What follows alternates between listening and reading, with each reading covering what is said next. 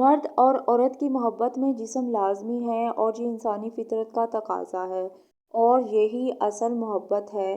جو عورت سے محبت اس کے جسم کے بغیر کرنے کا دعویٰ کرتا ہے تو وہ جھوٹ بولتا ہے۔ عورت کو کبھی سیدھا لٹا کر ہمبستری نہیں کرنی چاہیے، کیونکہ ایسا کرنے سے عورت کی جنسی خواہش پوری نہیں ہوتی۔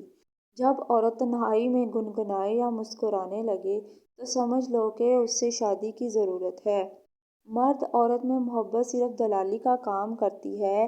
مرد کو اگر جسم کی بوس ہو تو محبت کر کے جسم کی بوس پوری کرتا ہے، اور عورت کو پیسوں کی ضرورت ہو تو وہ بھی محبت کے ذریعے سودے بازی کرتی ہے۔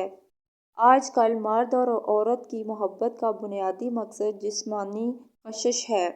سانپ کا ڈسا ہوا انسان تڑپ تڑپ کر مر جاتا ہے، مگر انسان کا ڈسا ہوا انسان مرنے تک تڑپتا رہتا ہے۔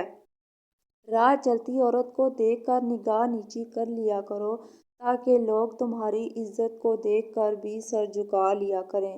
مرد کا اپنی بیوی کی چھاتی کو چومنا جائز ہے، مگر اس کا دودھ حلق سے نیچے نہ اترے۔